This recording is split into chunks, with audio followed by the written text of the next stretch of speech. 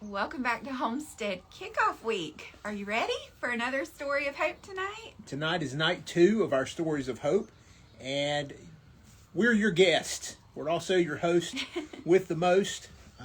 So tonight we're going to talk about my story. Yeah, I'm bringing in my favorite person to interview tonight.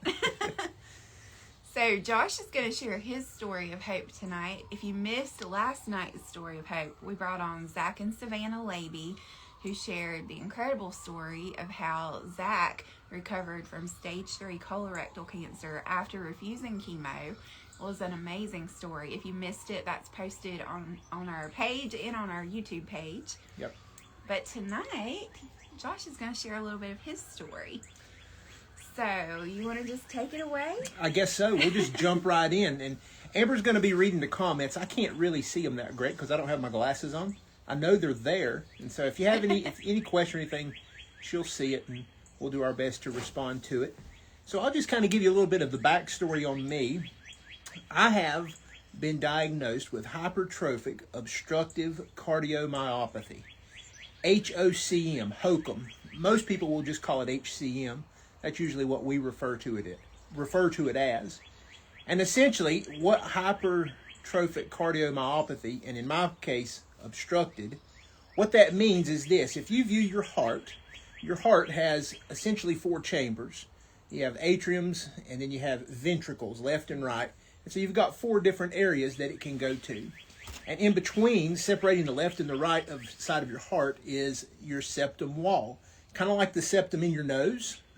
But you have a septum in your heart that divides it. On top of your heart, you have several valves, but one of them is called the mitral valve.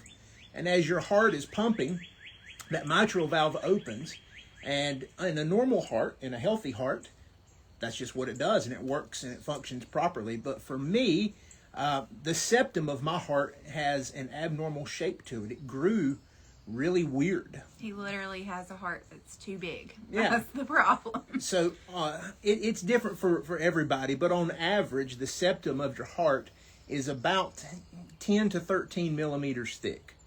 And mine was 36. So it was quite a bit thicker, and it wasn't uniform all the way down. It was up at the top where the mitral valve was, had kind of a bulge. If this is a straight line, it kind of did this right here up at the top. And when the mitral valve would open, it would hit my heart and it would flutter. And it would cause my blood pressure to drop and cause you to be lightheaded. Can cause you to feel pretty tired and pretty worn out and washed out all of the time. So that's kind of the baseline of what HCM is. I was diagnosed with HCM when I was 28 years old. And I am 42 now, and by the Lord's grace, I'll be 43 in December. So okay, back up. I'm knocking on wood. When you were first diagnosed, we were 28. Yeah. Let's go back to that moment when you got the scary news. Mm-hmm. What was that like? So I knew that there was something that was going on with me. I knew that I wasn't in the best shape, health-wise, because I couldn't do what I had been doing.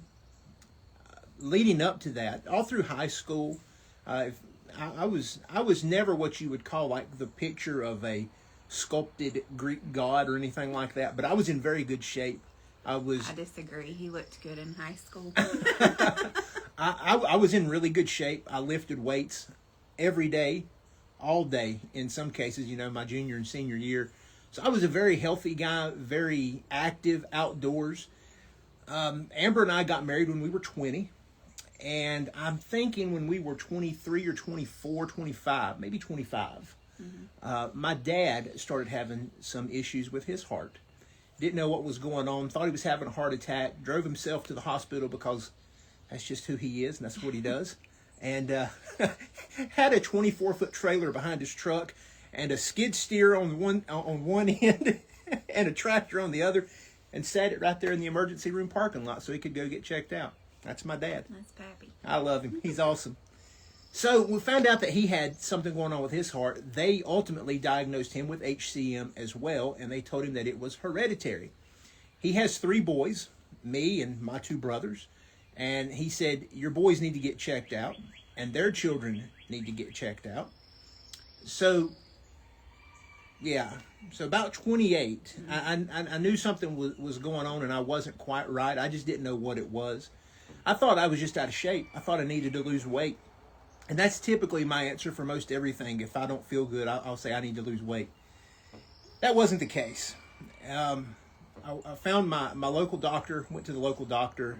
They checked me out, and lo and behold, they said yes, based on the what's the scan that we have? Echocardiogram. The echocardiogram. Based on that, they said it looks like you do have HCM. So 28 years old, I was diagnosed with heart disease. And I just got to tell you, as a young man, an active man, up to that point a very healthy young man, I struggled with that a whole lot. It was a season of a lot of fear for our family. Yeah. A lot of fear. So Allison and Walker, Allison would have been... She was 6 and Walker was 4. They were real little. And so we found out he had it, and then we had to go get the kids tested. Immediately. And they both tested okay, but of course they gave the big disclaimer of they have to be checked every year because it could come at any moment. It could happen at any time. And those initial doctors kind of explained it as, you know, this causes sudden death. When you hear of a football player that just kind of fell over in the middle of the game, that's usually an HCM situation. Yeah, sudden cardiac death is typically associated with HCM. And you don't necessarily see it in American football, but you do see it in soccer, where, unfortunately, from time to time, you'll see some of the players, they'll just fall over, and typically they're dead before they even hit the ground. And so HCM is a silent killer, and that's what it does. Once you know you have it, it's always in the back of your mind, wondering about, well, is this going to affect how I do this or how I do that? And, you know, for somebody like me, who was so active all of the time, and I worked outside. My dad's a general contractor. I worked for him and with him a lot. I like to work around the house. Every job I've ever had, apart from being a pastor, is not behind a desk. It's outside working, doing manual labor. You know, when I had my diagnosis, they told me that I didn't need to pick up anything over 10 pounds. A gallon of milk is about 10 pounds. So I really struggled with that. And I asked Amber if I could share this story with you guys tonight, because it's a hopeful story. And I want to encourage you tonight. I know that most of you probably don't have HCM. You might not even have someone in your family with HCM. But I do know that we have a common denominator in that we all struggle. And most of the time, the struggles that we have are hidden. Most people don't even know. I mean, if you look at me just walking down the street, you wouldn't think that I had heart disease. You wouldn't think that I'd had open heart surgery. You wouldn't think that, you know, I have a pretty serious medical issue that we have to stay on top of. And so that plays on my mind a little bit too, because I can't do what I used to do.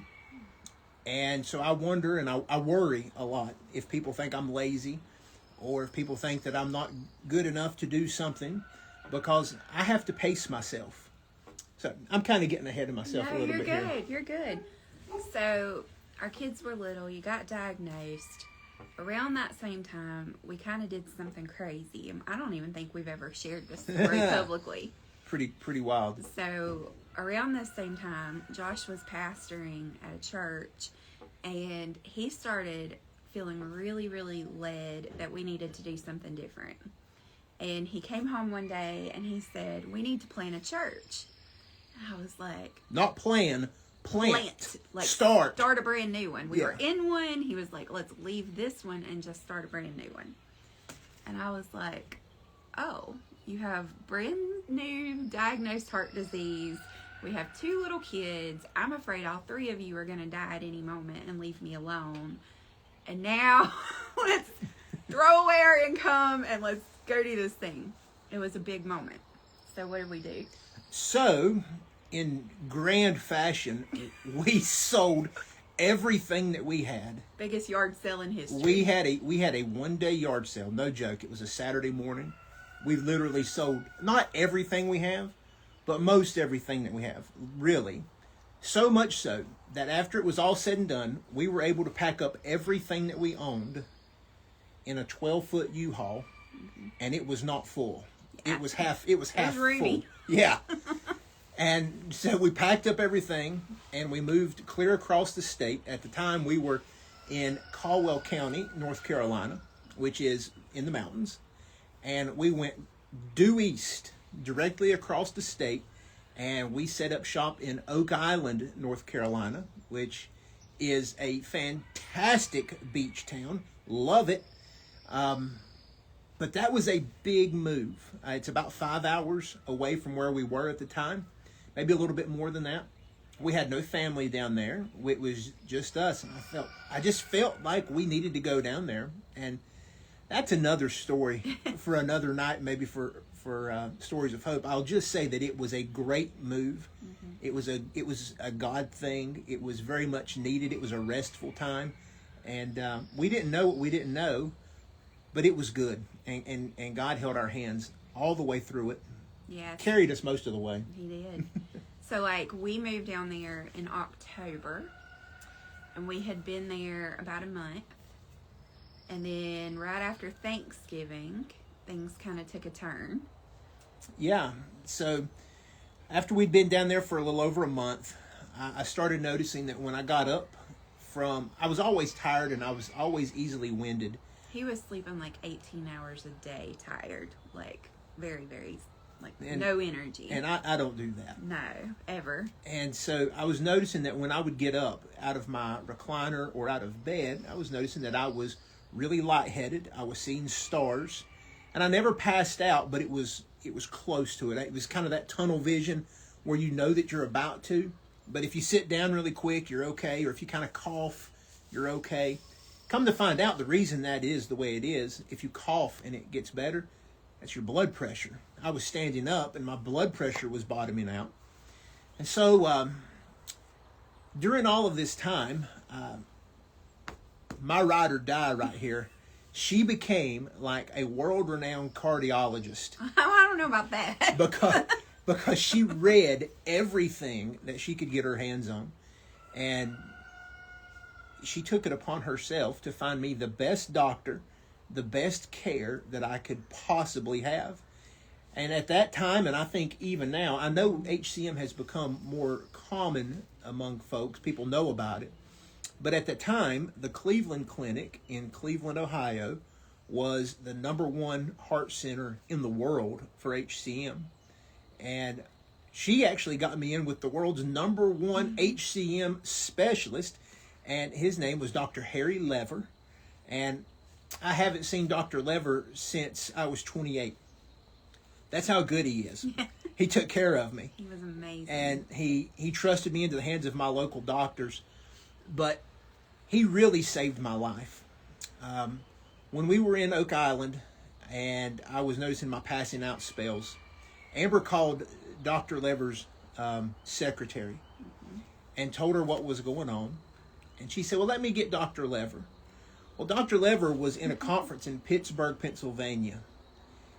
He immediately, not only did he answer his phone, he immediately called me, not Amber, he called me and wanted to know what was going on and what I needed. I told him what was happening. He said, I need you in Ohio and I need you here yesterday. And so he was willing to send an emergency medevac to come get me from New Hanover Airport, I guess, out in Wilmington. And I said, no, you don't have to do that. We'll get there. And so that's what we did. The very next day, that night, my mom and dad came and stayed with the kids. And that next morning, we went to the airport, and we left from Wilmington, North Carolina, and we took off to Cleveland, Ohio. And I came into the hospital in Cleveland. It was the first week of December, and that was 2011 or 12? 2011. And my surgery was 3, 4, 5 days after I think it was 5 days after we got there. We were there for a while, and they had to work us in, They had to do a heart cath to like map his heart before they could do the surgery. Like there were some steps that they had to take. Tell them about that. Yeah, so the middle of his heart was too thick, and so essentially what they do, you've got two options. They can do an ablation where they go in and use like a laser to burn the excess tissue away, or you can have an open heart surgery procedure called a myectomy where they surgically go in and remove the extra tissue. He was not a candidate for the ablation because of where his obstruction was. It made him super high risk for a heart attack. And so they said it was not safe to even attempt that on him. And so instead they wanted to do the open heart procedure. So that takes us to open heart surgery day. Yeah. So actually we're skipping There's one. so much. We're giving you the highlights. Yeah, there's I won't tell you the whole story, but it's really funny. I'm allergic to iodine, and in order to have this procedure done, I had to have a heart catheterization. Mm-hmm. Well, the contrast that they use in a heart cath has iodine in it. So I told them, I said, hey, I'm allergic. They said, no problem. We're going to take care of it. So they hopped me up on Benadryl. And folks, listen, you think you know what Benadryl is. The stuff that we buy at the store, they're holding out on us. You have to know. The hospital Benadryl is so much better than the over-the-counter Benadryl. That was probably the only funny moment during all of this is when they gave him that IV Benadryl. They doped me up on Benadryl, just all kinds of Benadryl. He was sitting in a wheelchair, and like he starts sliding. He was gonna fall in the floor. We had to call a nurse in to pick him up and put him in a bed. It was. I was out of it. Anyway, so we went in on December 7th. Was it 7th or 6th? 7th. The 7th. December 7th was my surgery day. And friends and family had made the journey to come up and see me. My old youth pastor, Jeff, came to see me. Amber's dad, my parents were there. I'd made a friend with a pastor and his wife when we moved to Oak Island. They came. They'd only known us like 3 or 4 weeks at that point. And they came all the way to Cleveland to see us. God surrounded us with so much love and so much prayer and so much hope that it's really not even funny. I mean, it was just constant support all around. But the day of my surgery was a scary day because I was faced with the real possibility that I could die on the operating table. That was one of the things they told us as we're going into it. Some of the complications from open heart surgery are obviously death. But even more so than that, the biggest issue that you can have is a stroke, because they actually have to put you on the heart-lung bypass machine where they literally stop your heart, and a machine is breathing for you and a machine is pumping your blood for you while they work on your heart. So that was pretty scary. We said our goodbyes. We prayed with each other. Actually, I didn't do a whole lot of praying. I was crying. If I'm just going to be honest, big man here, I was crying. Me too. I was pretty sure that I wasn't going to see anybody again. I was terrified. And I don't know if you've ever really been in a situation like that. I hope that you haven't. But if you have, you know exactly what I'm talking about that fear that just grips you. And you don't look at things the same. You say you're going to, but you don't. And I didn't look at things the same after that. So, to me, one of the coolest parts of my story actually didn't happen to me. It happened to Amber. And it was during this time after they took me back for my surgery. And since I'm asleep during this part, I'm going to let her tell this part of the story. But the coolest part's coming up. You'll know it when you hear it.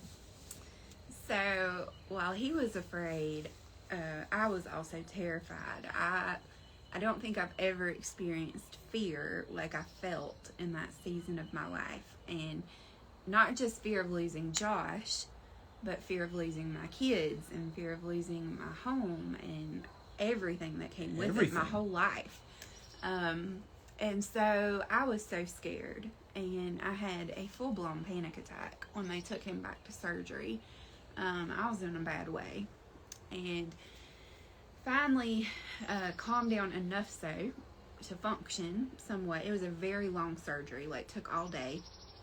And I had to go to a little class during the surgery where they like teach you how to take care of the person after the procedure. And so I sat and sobbed through that whole class. I was the only person in the room under 30 years old. Like, everybody on the heart floor was senior citizens except for Josh. And so I sat in there and cried, and about 15 women that were 70 and older just all hugged me and were precious. And then when the class ended, I was walking back through the Cleveland Clinic, and if you've ever been there, it's like an airport. It's just it giant. has its own zip code. It's so big. It's an amazing place. And I was walking through the lobby. There's like a coffee shop and stuff, and I fasted the day of his surgery, but I was gonna go get a cup of coffee, and I thought maybe that'll help me like get it together, get it together, binge. And so I was walking towards the coffee shop, and like out of the corner of my eye, like I just noticed this man who was sort of like out of place, and he was wearing like a hat, like an old-timey top hat, like Frosty the Snowman style, and he had on a full suit, and he was like really tall, kind of like Jimmy Stewart on It's a Wonderful Life. That's who he reminded me of. And it was one of those things where like you just notice, because like, why is he wearing that? Like, that's really strange. She first said he looked like he stepped out of the 1920s. Yeah, it was just like, it was just odd. But I'm not real worried about it. Obviously, I've got bigger fish to fry than to worry about the man in the hat. So I just kind of keep going. And all of a sudden, the man in the hat, like, comes up by me, and, like, he's going this way, I'm going this way, and he, like, bumps my shoulder as he passes. And as he bumps it, he goes, "He's going to be fine, you know." And he just keeps walking. And I stopped, and I turned around, and I was like, "Wait, what?" And he was gone, y'all. He vanished. He was no longer there. Like, and I would have seen the hat through the crowd. There were lots of people, but like, he was tall and he had a hat. He vanished. And he just said, "He's going to be okay, you know. Like, it's going to be okay."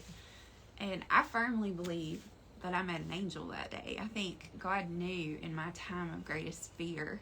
In the Bible, angels always arrive with the same message. Do not be afraid. Do not fear. Yeah. The Bible says that 365 times, because we've got one for every day of the year, because some of us just love fear. We live there. We like pitch our tents in a place of fear. Yeah. And that's never God's plan for us. So in that moment, he met me there, and like, as soon as that happened, I suddenly just had peace. Like, well, if he sent this 1920s angel in a top hat to tell me, I mean, it's got to be true. Yeah. You know, and sure enough, a few hours later, his surgeon came out and sat down with us and said he did great. They were able to fully remove the obstruction. They felt like they got it all, that he would make a full recovery. And they said he's going to be in ICU for a little while. And even in ICU, they like welcomed me back and let me sit with him through most of the night. And they don't do that in ICU normally. God just poured out people on us and around us. And, yeah. So, you might be wondering, what exactly do they do in the surgery? Well, they cut you from here to about right here, or just right where your chest and your belly meet. It's about a 12-inch incision. They cut you there. They take a bone saw. They cut your sternum open, and then they put a spreader on your sternum, and they sit there and they turn it, and they crank until they spread you open, and so that you can get people on this side and you can get people on this side. They open you up. Little sidebar. I don't know if this is the case for anybody else that ever had open heart surgery, but for me, obviously, this was painful the first few days after surgery, but it really wasn't as bad as you might think. The worst pain was in my back, where it kind of broke my ribs, like when they're spreading you open. And they said that could happen. Sometimes it does, and sometimes it doesn't. But for me, that back pain, was atrocious. But nonetheless, made a full recovery. But in the process, they cut out a piece of my heart about the size of my thumb. I have big hands. It's giving you. It's giving me the thumbs up right here. I have pretty big hands. They cut out a piece of my heart about the size of my thumb. They said that it probably wouldn't grow back. I'm pretty sure they said probably. They said it could, but it probably wouldn't. Usually it doesn't. I was by far one of the youngest people that they had done the procedure on. It's called a septal myectomy. I was on the heart floor at the Cleveland Clinic. I was definitely the youngest one on the cardiac floor. But all of that to say, after my surgery, I spent about another week or, I think it was 7 or 8 days. I think it was a 7 days I spent in the hospital. My time in ICU, I was there for about 24 hours. It went a lot better than they expected that it might. So I had a full recovery. I was discharged within a week. They had us to stay at a house there on campus of the hospital for 2 nights before we went home, just in case there was any issues. And so 2 days after that, we got on a plane and we flew from Cleveland, Ohio to Charlotte, North Carolina, and from Charlotte, North Carolina to Wilmington, North Carolina, and then we drove home to Oak Island. And I got to tell you, the surgery was the easy part. For me, the biggest struggle with HCM, apart from the everyday things that I'll tell you about in just a second, for me, the hardest part was that first year. So my doctors had told me that their patients that have this procedure, really any procedure that requires the heart-lung bypass machine, that they, most of the time, their patients end up with something that they call pump head. And I know that sounds really weird. It sounded really weird to me. But essentially what it is the patients that have that done typically struggle with depression. There's some sort of correlation between patients that go on that machine for a procedure and then come off of it and then they get better. But there seems to be a common thread there that most of us deal with depression. And it may be linked to the fact that we can't do what we used to do anymore. It may be that we're told to slow down. And, you know, I'll just be real honest and kind of forthcoming. If you tell me to do something, I won't do it. I'm just going to be honest. If you tell me to do it, I won't. If you ask, I will. If I tell you not to do it, I'm going to do it. That's just kind of how I'm wired. You know, it was worse when I was younger. Everybody would say, you need to go to this school or that school or this school. I didn't go to any school that anybody suggested because they suggested it, and I have to do things my own way. I'm pretty stubborn to a fault. Anybody else like that? Admittedly. I'm sure other people are like that as well. But they tell you can't do things, and they say, well, we don't want you doing this. Let me tell you about me and my heart. I have to take things careful and slow. I don't run anywhere. I don't run, period. I can walk briskly. I don't mind walking at all. There's not a single thing anymore that I want to do that I can't do. I can do anything. Now, I used to like to bench press and curl and squat, and I like to go to the gym and do that, and I still do go to the gym, but just not like that. You know, I'm not going to be pressing 350 pounds anymore. I'm not going to be squatting heavy weight anymore. I'm not going to be doing that. Instead, what I'm going to do is I'm going to do more cardio. I'm going to walk on the treadmill. I'm going to use the elliptical. I do still pick up weights. I can pick up a lot of weight if I want to, but I don't, because you have to use your brain a little bit. I'm just going to be honest. For me, a little common sense goes a long way. I know that I don't need to be pressing 200 plus pounds. I know that I don't need to be squatting 300 or 400 pounds. How does that translate onto the farm? Well, that means today's a perfect example. I've worked all day here at the house, finishing up our fence and our barn for our goats that are coming. And we're going to get those probably Thursday. And so I had 3 bags of concrete. Now, I can carry 3 bags of concrete. Back in the day, I could carry more than 3 bags of concrete. I can't do that now. Kathy said her daughter died from HCM. Well, then, Miss Kathy, I am so sorry. It's a terrible thing. Yeah, I am so sorry for your loss. But you know exactly what we're talking about then. We're hitting really close to home. I can't pick up bags of concrete. I can't carry 3 of them. I can pick up 1, or I can get my wheelbarrow and bring it over, and I can put them in the wheelbarrow so that I don't have to carry them. You've probably noticed that we have a lot of trellises in our garden, cattle panels. Those are 16 feet long. They're a little over 4 feet wide. They're not super heavy, but they're awkward. I don't carry those by myself. It's not that I can't, it's that I shouldn't. And so I do a lot of self-censoring almost as far as what I do and what I don't do. It just takes me longer. You know, I've got a barn back here in the back that I've been working on for about 3 months, and I finished it today. Yay! I finished it today, and I'm thankful that it's finished. If you'd have took me back to when I was 20 years old, I would have had that barn done in a week. It wouldn't have been a big deal. It took me a while.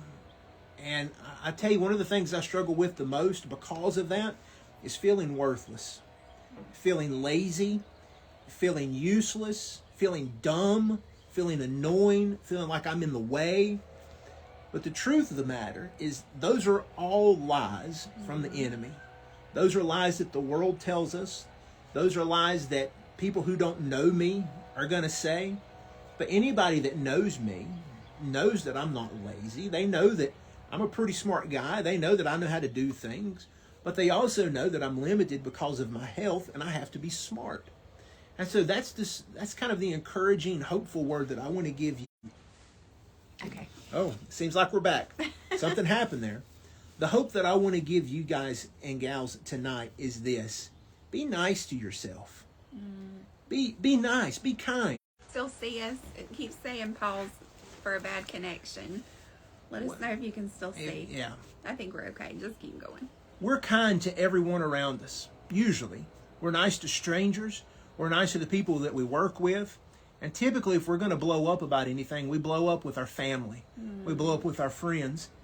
And more oftentimes than not, what I have found in my case is that I'm not even annoyed or upset with them. I'm really mad at something that I've done or that I can't do, or that I can't do as efficiently as I used to. And then I end up taking it out on the people that I love, that love me. So don't do that. I want you to know tonight that you do have hope. There is hope for the hopeless. There is an answer, and it may just be right around the corner. In my case, it took me several years to come to grips with the fact that I have heart disease. It took me several years to come to grips with the fact that I can't do certain things, not because I can't, but because I've decided I'm not going to, because they're not healthy for me. They're not good for me. I've set boundaries on where I can and can't go. I'm here to tell you, whether you have HCM, whether you're like Zach from last night and have colon cancer, Lyme disease for Amber, cancer, you name it. I mean, there are diabetes. And sometimes it's just mental health. Sometimes it's mental health. And I got to tell you, the mental health stuff is so real, and it's real. It's just real. People struggle with depression. People struggle with bad thoughts. People struggle with suicidal thoughts. Those are real things. Those are real barbs that the enemy tries to throw our way. And so I want to encourage you tonight. First of all, you're not alone. You're not only are you not alone because Amber and I love you. Amber and I are praying for you. But you've got friends and family around you. And if you think that you don't, that's fine. We'll be your friends and family. You're not alone. You have hope for tomorrow. You have hope for the next day. Now, in my case, my hope is not rooted in tomorrow. My hope isn't rooted in my bank account. For me, my hope is rooted in Jesus. I gave my life to Jesus when I was 12 years old. And I've had plenty of struggles along the way. And even in the hospital where I was just so sure that I was about to die and I was going to leave my family, even then, with tears in my eyes, I still loved Jesus and I still trusted Jesus. And I want to encourage you to do that too. Maybe you have, maybe you haven't. You might think that I'm full of hogwash, but I'm really not. I want you to know something tonight. I love you, and Amber loves you, Yes. but not nearly as much as Jesus loves you. Yeah. He loves you, and he doesn't just love a future version of you. He loves you exactly as you are, who you are, and where you are. And he loves me. He showed me that, 15 years ago, however long it's been now, since my heart journey started. And the best news of all is he doesn't love a future version of us, but he also loves us too much to leave us where we're at. Yeah. So, like, we don't have to clean ourselves up to come to Jesus. We just bring it to him as we are, who we are. Like, this is me. This is my struggle. This is where I hurt. This is my chronic illness. This is my pain. This is my depression. And when you do that, he just takes it and he meets you in it and he begins to heal it. And it's not, sometimes it's an instant thing, but a lot of times it's a process. Yeah. But he's with you. You're not in it alone anymore. You have a best friend to walk through it with you. Yeah. And that has been, for us, what has kept us going. We've had lots of struggle, heart disease, Lyme disease. We've struggled with infertility, and we've lost babies, and we've had broken adoptions. Like, we've had some hard things in our lives. We have been poor as dirt. We have been comfortable. We've been everywhere in between. And like, the one constant is Jesus. Yeah, that's all that matters at the end of the day, and that's where our hope lies. And so that's the number one message that we're bringing to you guys with Kickoff Week is, even if you're in a place where homesteading seems like a pipe dream, like there's no way I can pull that off. Maybe you have health problems. Maybe you're too depressed to get up and do the dishes. How in the world are you going to get up and grow a garden? Like, bring that honest answer to the Lord and just say, please meet me there. Help me. Help me. And then choose one little thing. Start small. Don't try to do a million things. Don't go out and buy turkeys, ducks, hogs, goats, sheep, all of it at once. And don't try to grow everything at once. Yeah. Just find one thing and master it. Yeah. And learn it and do it well. You'll be amazed at what happens. Listen, there's so many excuses that we can use to not do the things that we say we want to do. In my case, I could say, Amber, we're not going to homestead. We're not going to have chickens. We're not going to have goats. We're not going to grow food. We're certainly not going to think long term and grow an apple orchard and a peach orchard. I mean, we won't see anything from that for years. I could make plenty of excuses for why I can't, and the chief among them would be, I have a bad heart. I don't need to be lifting heavy stuff. I can't work in the high heat. That's really bad for me. I have to be strategic with what I do when I do it. That doesn't mean I can't do it. Yeah. So I might not get up at 5 o'clock in the morning and work till 8 o'clock at night like a lot of farmers do and more. But what I am able to do is I'm able to take slices of my day and I'm able to get things done. And I do them in a little different order than most people would, because I do have to, portion out my day. All that to say, wherever you are, whoever you are, whatever it is that you want to do, whether it is to become the greatest lawyer in the world, or if you want to start growing food in your backyard or anything else in between, the easiest way to do it is to take the first step. My dad used to tell us all, I have 2 older brothers, him and my mom would always say, how do you eat an elephant? One bite at a time. That's right. That's it. You take one bite. So do the hard thing, but you don't have to do all the hard things at one time. Just do one hard thing. Do one at a time. Take a bite. And you'll be amazed at the progress you see. Yeah, I love that. Thank you for sharing your story. Isn't my sweetie sweet? And thank you guys for, I've been watching your comments roll in, watching you offer to pray over each other and share your struggles, and I love this community. Like, what a place where we can just jump on Instagram and connect with people who get it and are like-minded. Yeah.